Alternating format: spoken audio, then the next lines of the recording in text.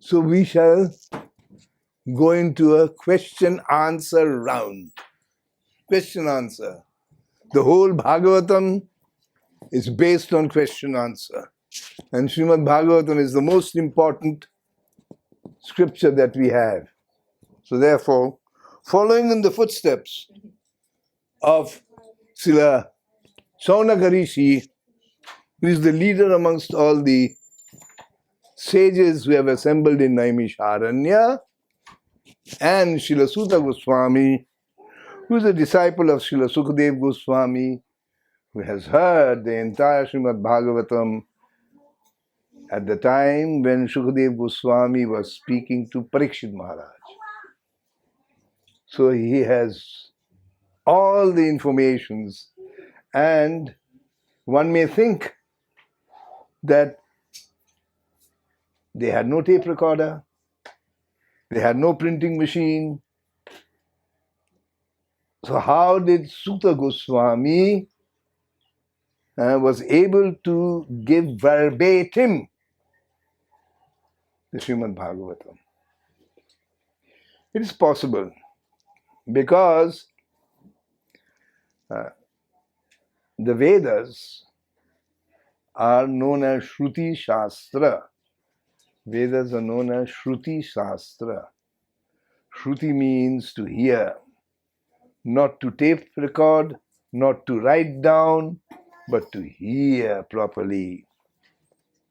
And when one has heard, and personalities like Sukadev Goswami, Sutta Goswami, Parikshit Maharaj, Srila Vyasadeva, they did not need to write anything down for their own sake.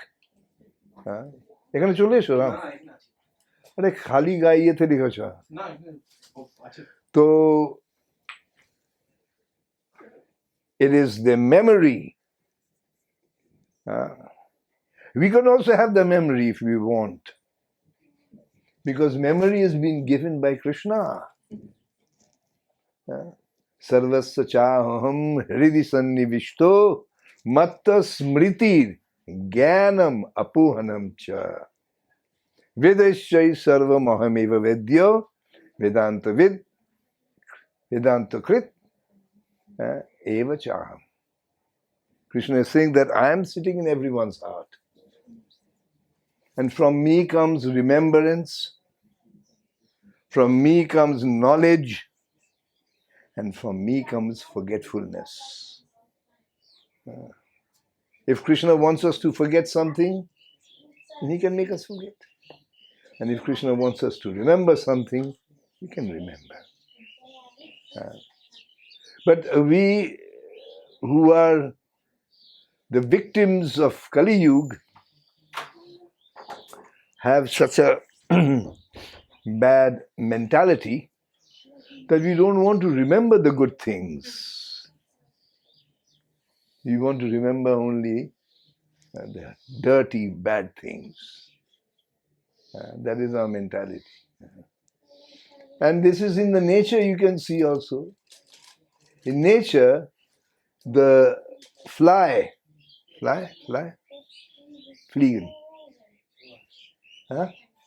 Fly. It will always look for stool and garbage. So that is there. And again, amongst insects, we have the bee. The bee will never go to the garbage and stool. The bee will go always to the flower to take the nectar pollen from there. So those whose mentality has become like the bee, Krishna will give them all the remembrance. Now, in Naimisharanya, this assembly of sages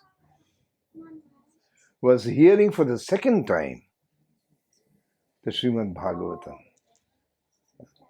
The first time, Parikshit Maharaj with all his ministers and others, sages were also there, but not such a big crowd, big assembly.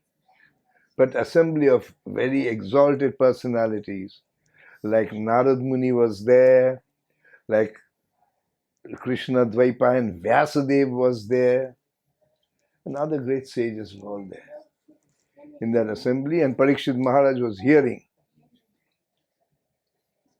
On the banks of the Ganga in Rishikesh. It's a high, holy place. The bank of the Ganga anyway is a holy place. But Rishikesh is also a very holy place. For 7 days, 7 nights, Parikshit Maharaj sat on one place. Never shifted from there, never got up from there. And Sukadev Goswami is going on speaking. So, when Suta Goswami came to Naimisharanya, he was invited there along with his father, Romaharsha. Suta Goswami's father, name is Romaharsha. He is also a sage, rishi. Now all these sages, you see, the first time Srimad Bhagavatam was spoken was actually in Treta Yuga, the end of Treta Yuga.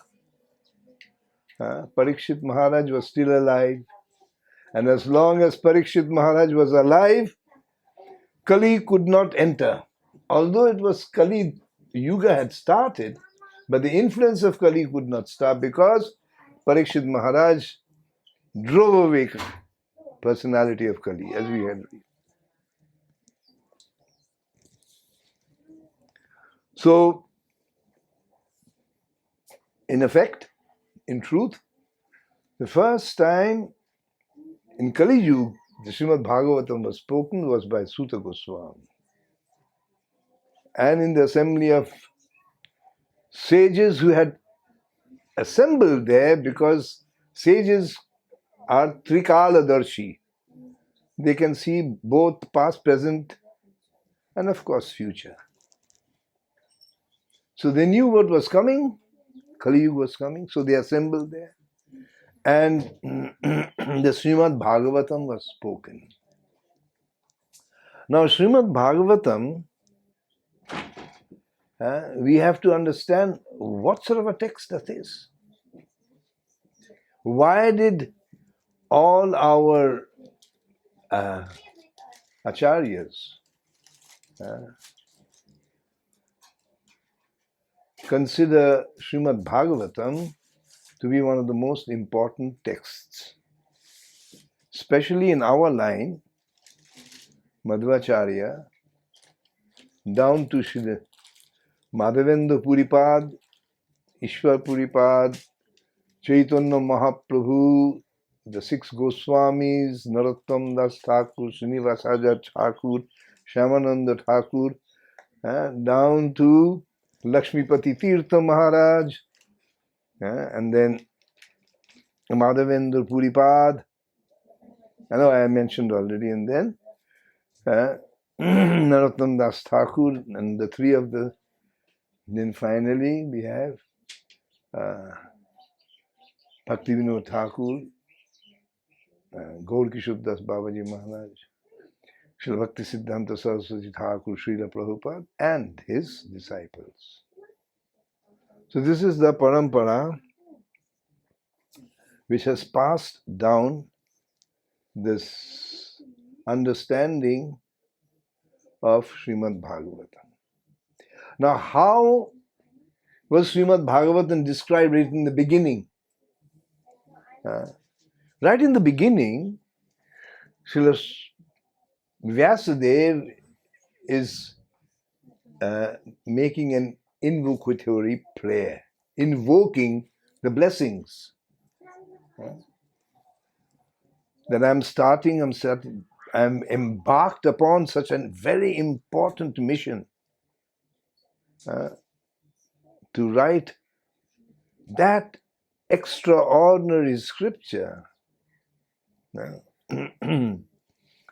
which alone contains the most confidential pastimes of the Supreme Lord, which was never revealed also before. So in describing that, in the invocatory prayer, Srila Vyasadeva is saying, Janma Adi Asya. That's how he begins. Janma Adi Asya. Janma Adi Asya. Om Namo Bhagavate Vasudevaya. Janma Adi Asya Taha Annayadi Taratasya Artheshu Sa Abhigya Sarat. Tene Brahma Ridi Adi Kavaya Ja Mujjanti Yat Suryaha. Tejovari Mridang Yatha Vinimayati Sargam Risha. Dhamna Svena Sada Kurasta Nirastakuhakam Sattam Param Dhimahi. That is the invocatory prayer. So, Janma Adi Asya. The meaning of Janma means birth, but Janma also means creation. The creation of this material world. So, one who is the creator, Janma, Adi means and the maintainer, and the destroyer. All three. Janma Adi Asya Annayad. And all the ingredients that belongs to it. Itaratas Charti.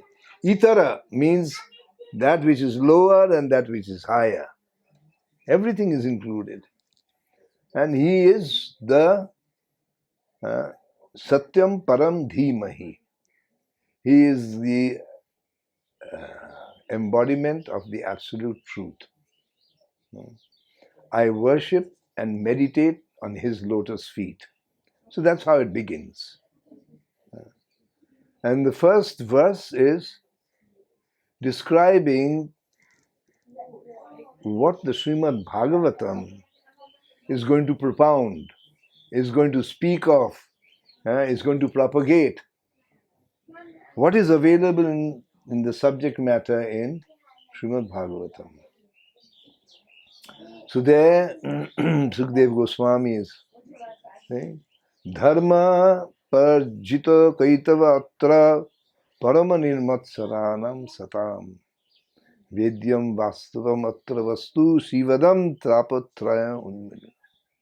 Srimad Bhagavate Mahamuni Krite Kimba Pararaishvaraha.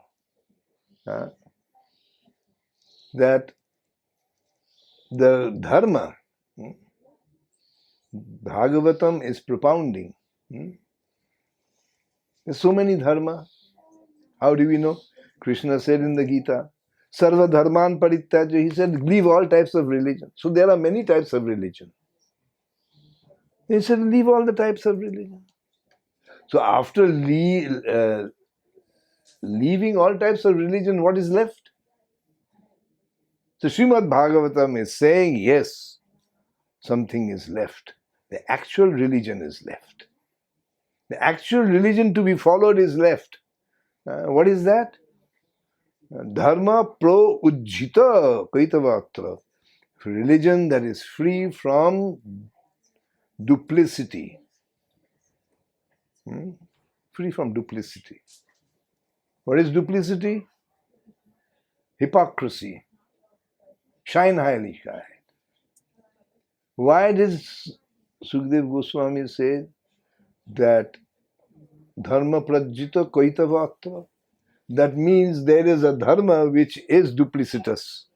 Otherwise, why he said a non-duplicitous religion? There was no need to mention if there was no duplicity there. So duplicity means two types of dharma is there. Atma dharma and anatma dharma. Two types. Pravritti marg, nivritti marg. Krishna calls it pravritti marg and nivritti marg. Srila Jiva Goswami says Atma dharma and anatma dharma. Atma dharma means that religion which is for the soul.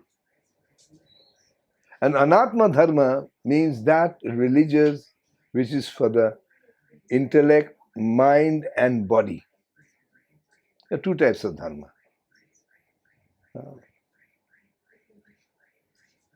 But that dharma which is anatma dharma is not dharma. What is that? Karma. That is the fruitive action, fruitive activity.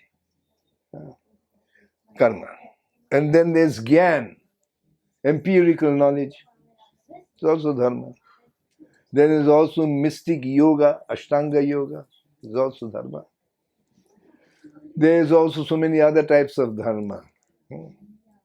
So these are all anatma dharma, has nothing to do with the soul proper. Atma dharma is what Krishna came to give when he said Atma dharma means to surrender unto me unconditionally. Sarva dharman parityajya mam ekam sharanam vraja. That is dharma. So Srila Shukdev Goswami took this up. Srila Vyasadeva, after all, he is the author of also Bhagavad Gita, Vyasadeva. So he took this up. Krishna is saying this. So then he said that, yes, I will tell you what real dharma Krishna is talking about. Dharma which is free from duplicity, hypocrisy, cheating. Cheating means to give you anatma dharma, that which does not take the soul into account, but goes in the name of dharma. This is called cheating. Because that dharma will not give you ultimate realization of the absolute truth and freedom from the cycle of death and birth. So therefore it is cheating religion. So dharma prajjita kaitava atra parama nirmat saranang satang. This religion, which is free from hypocrisy and cheating, is favored by the non-envious saintly personalities.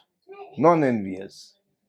Non-envious means anatma dharma is interested in material enjoyment and therefore indirectly, implicitly, they are against Krishna.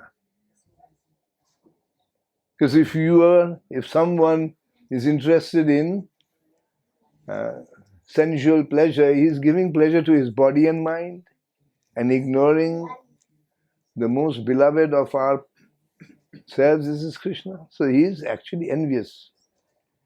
So therefore, those saintly persons who are completely free from such envy, they like this dharma. And it goes on like that. And then, in the second verse, Shukdev Goswami is saying that Nigama kalpa taror galitam phalang sukha mukhad amrita drava samyutam pivata rasamanayam muraha bhuvi bhavuka. That Nigama kalpa taru, the Vedas have been compared or described as desire tree, desire fulfilling tree. Any desire you want, it will fulfill. But one may think, oh, this is the wonderful. I have so many desires, it will fulfill all my desires. Yes. But it will also fulfill your wrong desires. It will not correct you. If you have a wrong desire, then the desire will give you. If you want sense gratification, it will give you sense gratification. So this desire tree is wonderful, but it will not help you, it will not protect you from going to the wrong path. Yet, it will fulfill all one's desire. Nigama kalpata. So now the tree The tree has so many branches. These are the different branches of the Vedas.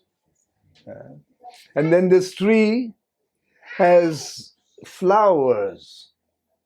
And Krishna talks about the flowery language of the Vedas.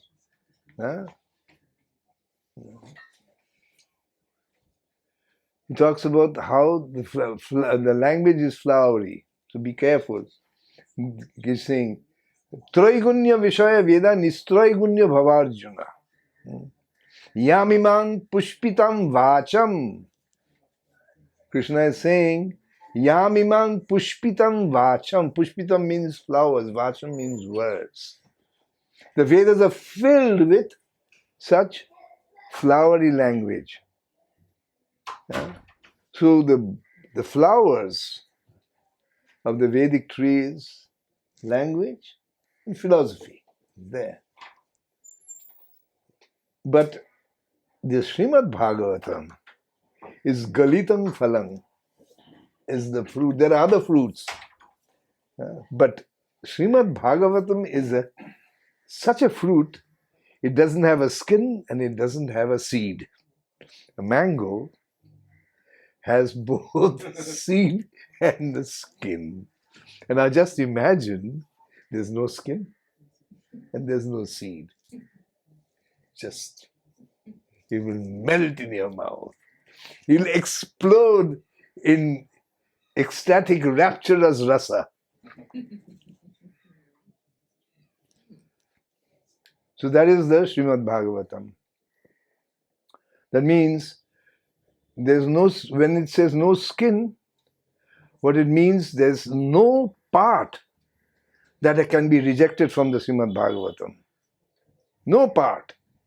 Everything. And no seed means it will never stop giving you relish. Because when you're eating and suddenly you bite into the seed, then you have to stop eating. But in Srimad Bhagavatam, you can go on and on and on and on and on.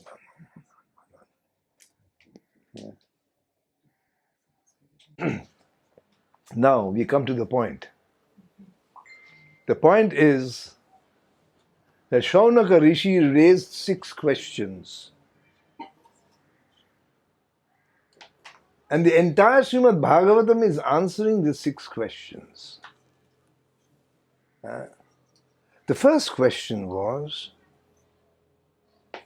what is the ultimate summum bonum, ultimate good, ultimate benefaction, ultimate goodness, above which there is nothing more to have. What is that for the human being? What is that ultimate goodness? Like that, there are also about the creation and other questions were there. But this was the first question. What is the ultimate benefit and good for the human society? So, question and answer. One has to learn how to ask questions. I think maybe, I don't know, here in the university we really learn how to question. The professor has constantly asked questions. Well, I suppose in different education systems there are other, anyhow. So, but the best way to learn is by questions. When you have a question, that means you are interested in that knowledge. And when you have questions, the questions come about because you have been analyzing what you have read and heard. Only out of a deep analysis and a profound understanding do questions appear. Of course, One has to also have a proper understanding of the level of questions. That is also important. What level of questions would you ask? So a thoughtful person will ask a question which will benefit everyone. That is a thoughtful question. Just like this one, that what is the ultimate benefit and good for the human society? Such a wonderful question, because it is dealing for everyone, not just one's own self.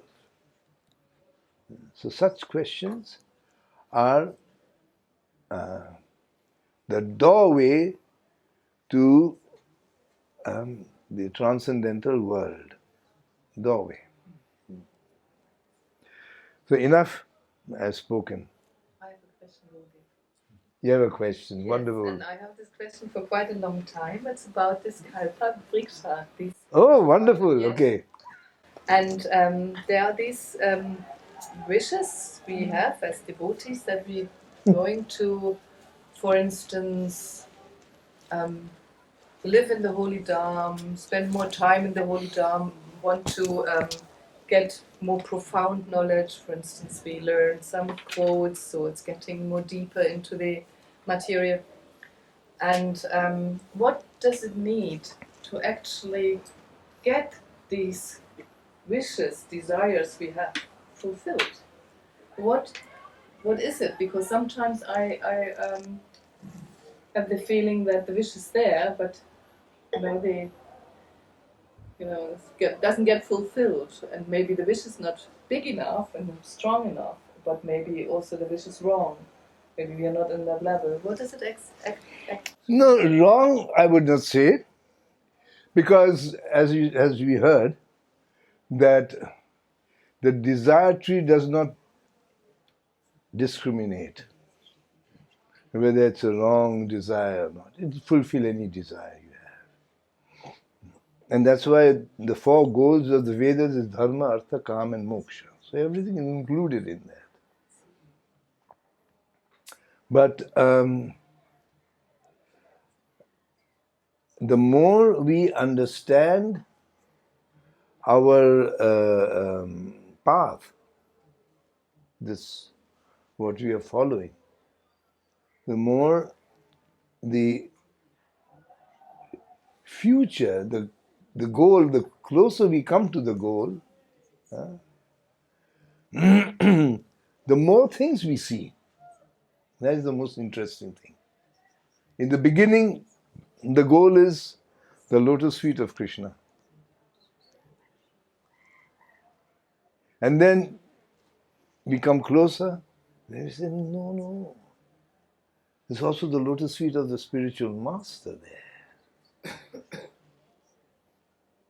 We go on, come closer. No. The devotees who are completely devoted to the spiritual master, we need their association to understand what the spiritual master is saying. Because in the beginning we don't know. So they go on, we come closer. They say, no, forget everything. Actually, you missed the whole point. It's not Krishna's lotus feet, it is Radharani's lotus feet. Then we go on. I said, yes, but we are in Kali Yuga. So in Kali Yuga, without the mercy of Chaitanya Mahaprabhu, no one can reach one's goal.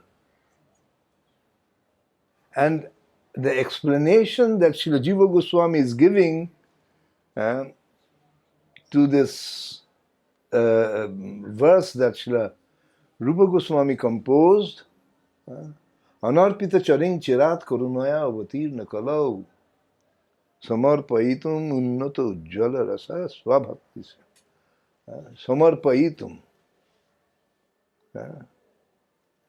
that Mahaprabhu's mercy is so completely undiscriminatory. He does not make any discrimination. You can be on any path. You want to be a Buddhist, you want to be a Mayavadi, you want to be...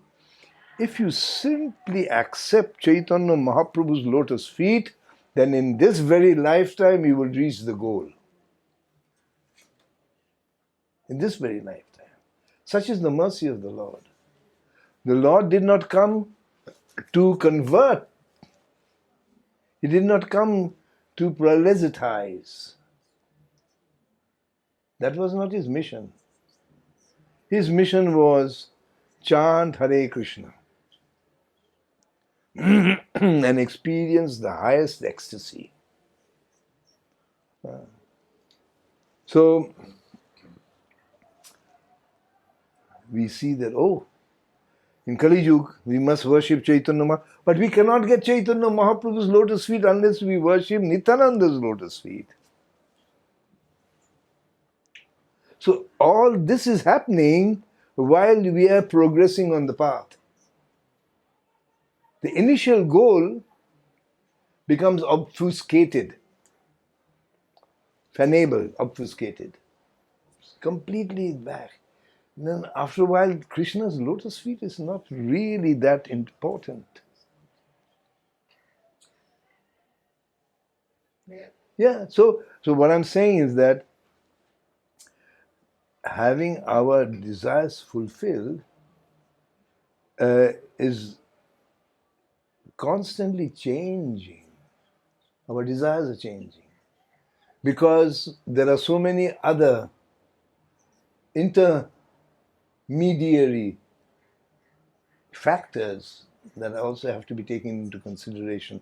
So also our desires are changing. I don't know if I quite understand, because these desires you're talking about are on a very high level. It seems I to know, me I'm that they talking are- about any desire, mundane material desires also. Also, material desires. And is it then that I understand it correctly that it depends on the revealed knowledge we have if a desire will be fulfilled or not? I mean, the No, it's not the knowledge. Knowledge, we have to understand, the knowledge has its limitations. Empirical knowledge. Knowledge of the absolute truth has no limitations. But empirical knowledge, that which is not transcendental, that has its limitations. But I'm talking about very basic desires. Do they also are included in this? Yes, of course. Like basic desires, like I want to be free of this material occupation, so I have more time to study the Vedas, for instance. Yes. This is Absolutely. it's also Of course. belongs to this category Yes, of desire. yes. And In fact, this desire is a very noble desire. yes, And there are stories in the Srimad Bhagavatam.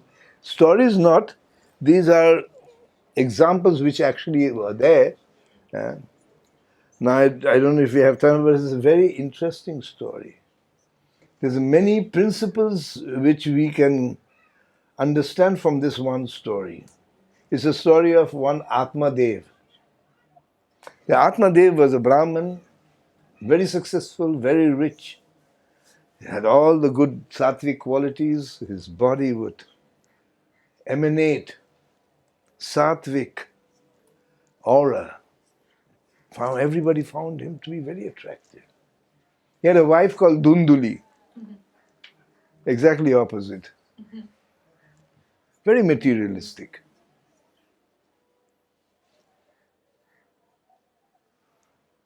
But they did not have any children. So Atmadev was completely obsessed. Completely obsessed. I don't have a child.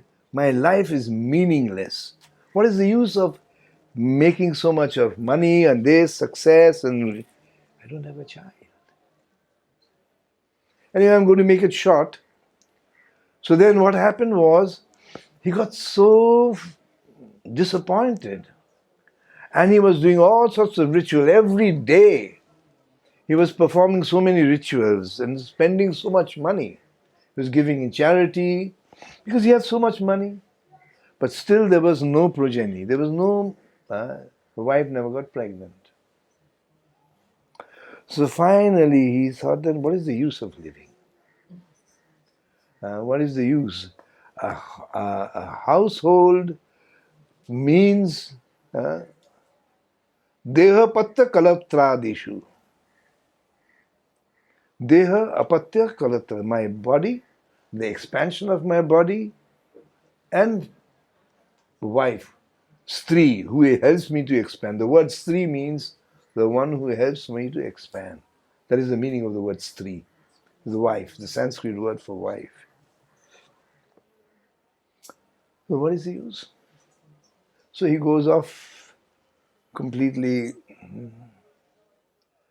and he comes at the bank of a river and he's sitting there and crying. So Yogi is coming there.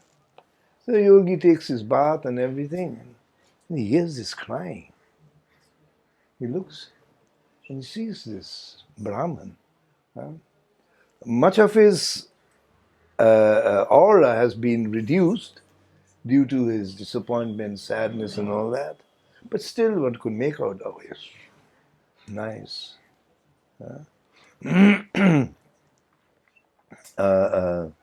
Emanations.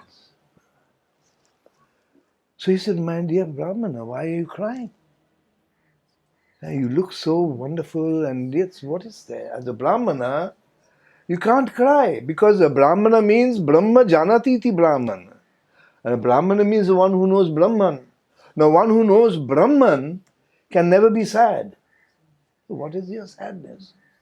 So, if I tell you, you will understand. So many years have passed, I'm doing so much tapasya, this, that and that, I'm not getting a child. And without a child, my whole life I feel is useless. So maybe you can help me. So he coaxes and cajoles the yogi. So the yogi says, wait, let me see. He looks at him and he says that for 7 lifetimes you will not have a child. My God. For 7 lifetimes, what you have performed in the past, I'm not going to tell you, it will shock you. But because of that, 7 lifetimes you're not going to have a child. So then he said, then what am I going to do? Oh, he fell at his feet and held on to his, he said, please, please, please help. Feeling compassion, after all, saintly people are very compassionate. He said, wait. He takes a fruit and he speaks a bit of mantra and gives it to give it to your wife. If she eats it, she will definitely be conceived and become pregnant. Very happy, he comes back. Says, my wife, I have something wonderful. What is it? Here, this fruit. What is that? If you eat it, you will become pregnant. Oh, very nice. So the husband goes in and the wife is thinking, oh my goodness, I had such a wonderful life without a child. I could do anything that I wanted. I was free. And there's enough richness and everything. What? Nothing.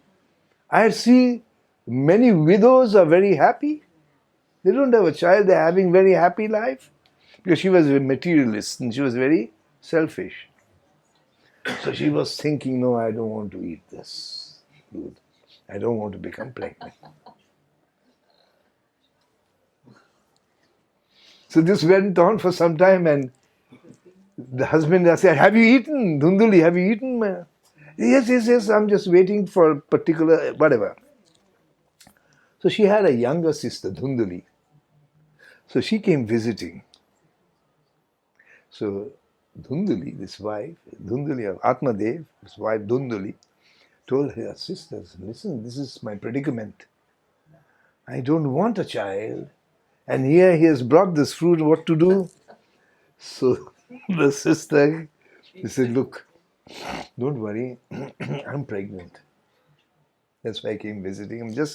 I realized that I'm pregnant. So what you do is you tie a cloth around your belly.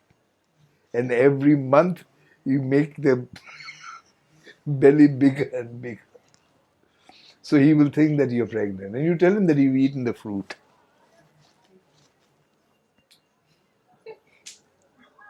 So, and what to do with the fruit? So the sister says, you give it to the cow. So actually she gives the fruit to the cow. And the day arrived when the sister conceived.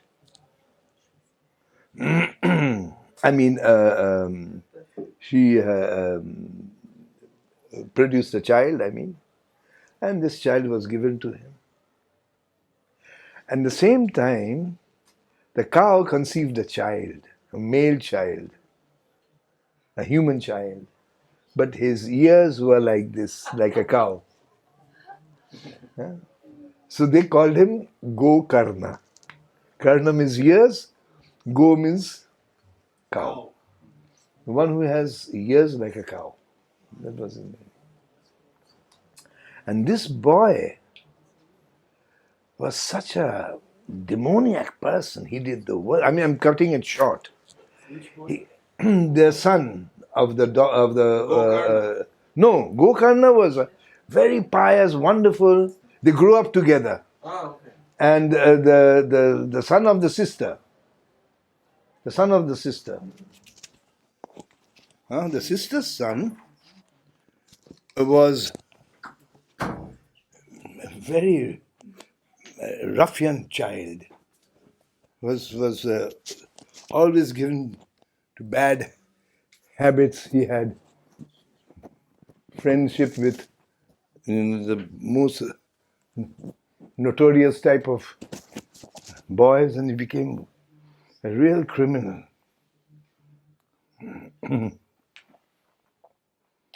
And then naturally Atmadev was so sad. So what did I do? And then he was thinking, why did I ask for a child? Like this I would have been better than to have a child like this. But Gokarna was such a sweet boy, very nice, very pious. So he felt a lot of affection for this, adopted him as his own son. But Dhunduli was naturally more for the daughter, sister's son. Anyway, a lot of time passed, and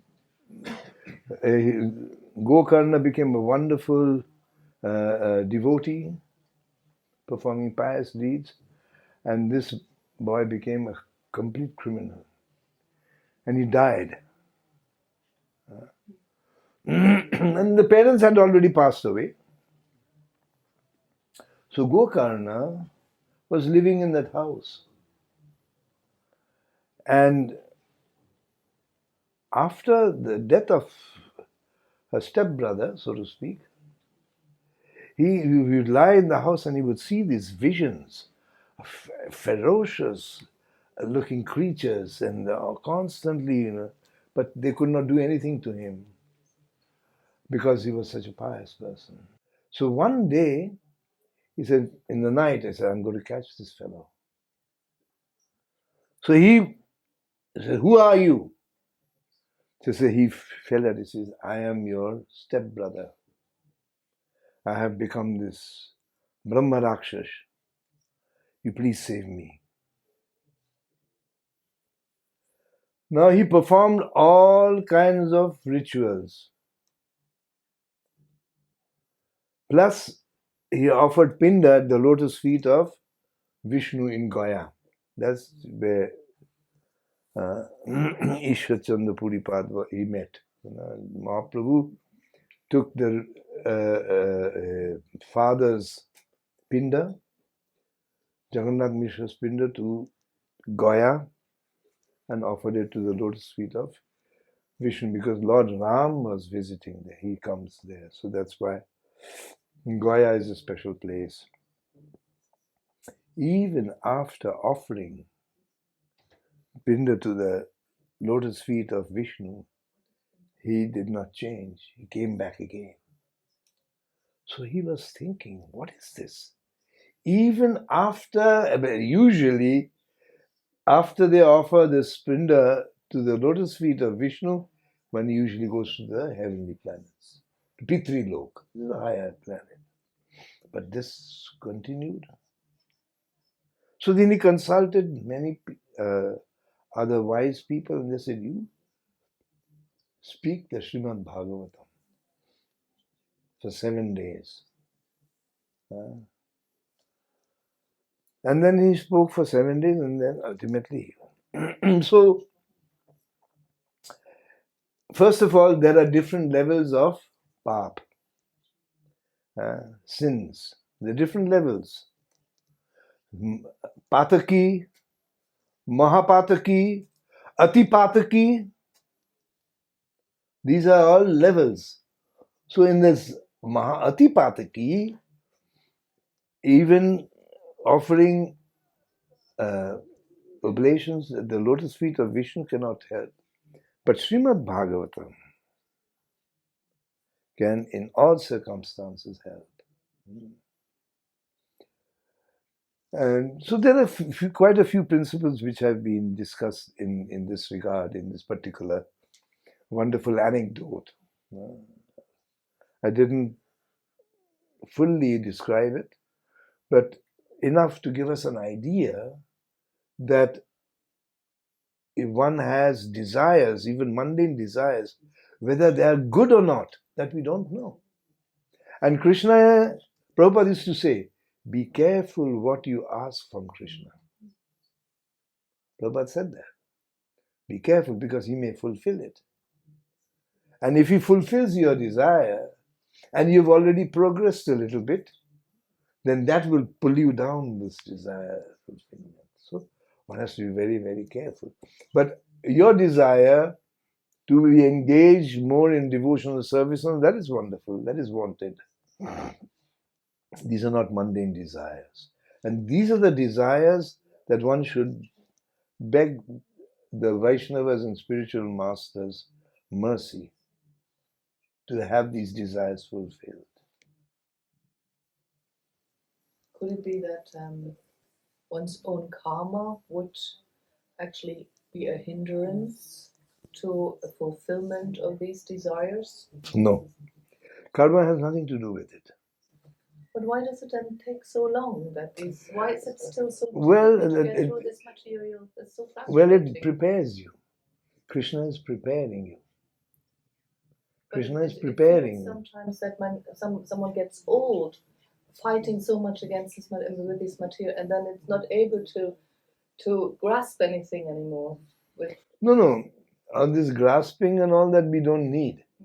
You see, the thing is, all we need is Krishna's mercy, then everything will happen. Without Krishna's mercy, nothing can happen. So, we have to wait for Krishna's mercy. It is there. We also have, just like Prabhupada is saying, again, the example, that the sun is shining, but you are in a closed, dark room, and you're complaining, oh, it's so dark here. You just need to go out and take the sun. Change the perspective, he also says. Yes. Yeah. So, therefore, this takes long is relative again. It's relative. Because, you see, it's not how quickly we become our desires fulfilled. It is what sort of a character I have to be able to receive this mercy. My character.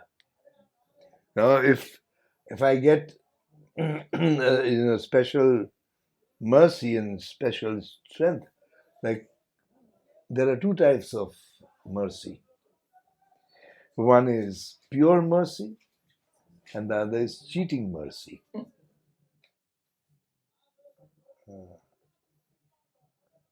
Cheating mercy is also there.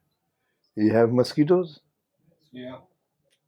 Mosquitoes are in here. We've got them in here. That's for sure. Yeah, I should have closed it earlier. Doesn't matter, I have this all out.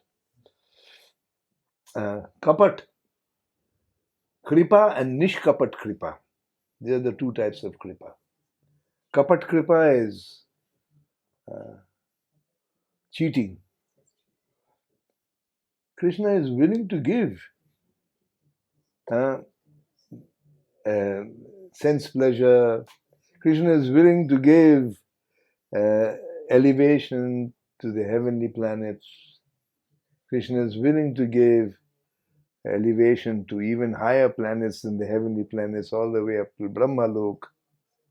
Krishna is even willing very easily to give liberation. But love, not so easy.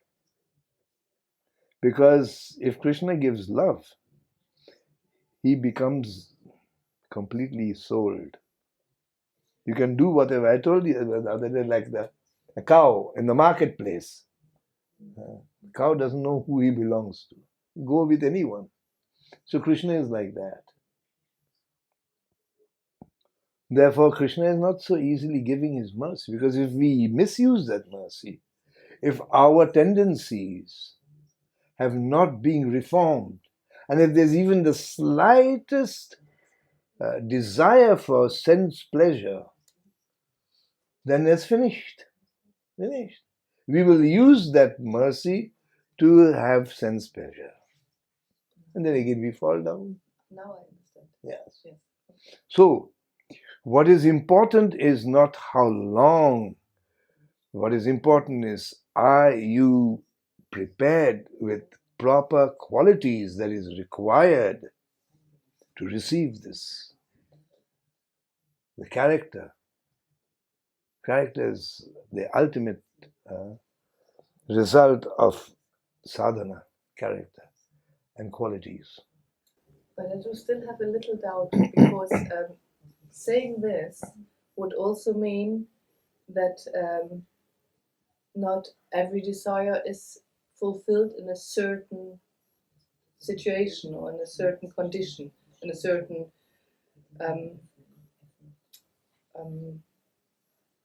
context.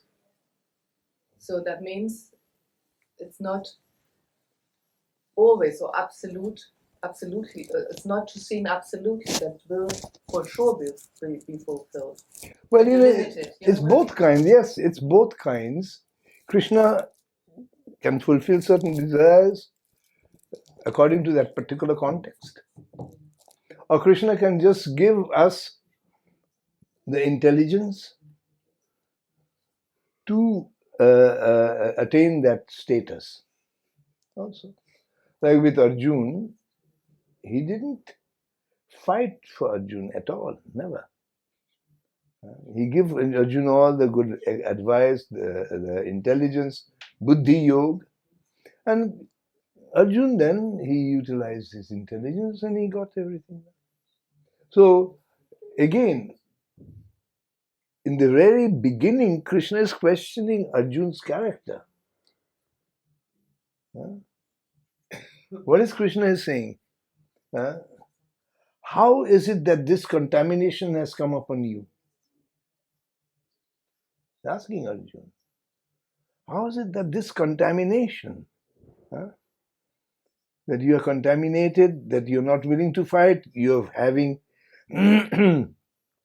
perspiration, from your hand is slipping the bow? Which warrior loses his bow in the battlefield?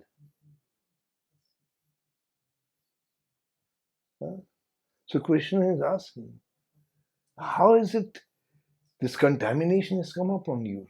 So as soon as there is contamination, means a character becomes sullied, character becomes dirty, character becomes contaminated in qualities, then we are unable to direct this mercy that we may receive from Guru and Krishna towards spiritual elevation.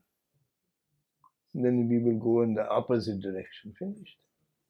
So therefore, Krishna also waits. He doesn't want to cheat us.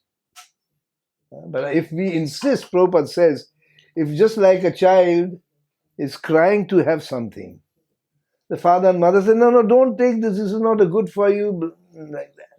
But the child continues stubbornly. And just to stop the child from crying, he said, okay, here, take. Can one say that to get spiritual desires to be fulfilled, one must be pure in his consciousness? Yes, I mean, to be able to apply this Krishna's mercy, we need. So any more question? One more question, yes? I have a question Yeah. about the character and function of soul. Soul had three character, Sachidananda, and three functions, Seva, Bhoga, Seva, and Premananda. What is the difference between Premananda and Ananda? Actually, Ananda is general. Ananda is always connected with something. You get Brahmananda. Okay. So Ananda must have a source.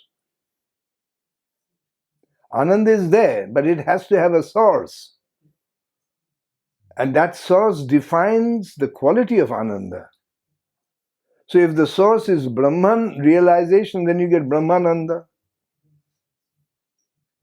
which is without much variegatedness, which is without much exchange, because Brahman is impersonal, so how can you have personal exchange? In prema, the ananda that one receives is of a much higher quality. You get this ananda by exchanging a loving relationship with the Lord. And therefore it is constantly increasing and constantly defining itself in newer ways, newer, unique, novel ways that you've never experienced before. You always think, oh, I've never experienced this before. Each time. That is Premananda. So Ananda is there, Satchidananda. But what gives Ananda? That has been described also in the Svetasvatara Upanishad. And Raso Vaisa. Raso Vaisa. Raso Labdhanandi Bhavati. When you experience rasa, then you experience ananda. So rasa is loving relationship. So only in a loving relationship is one experiencing ananda. So there's a lot of difference between different types of ananda. Hare Krishna. All glories to Srila Prabhupada. Hare Krishna, Hare Krishna, Krishna Krishna, Hare Hare, Hare Rama, Hare Rama, Rama Rama, Hare Hare.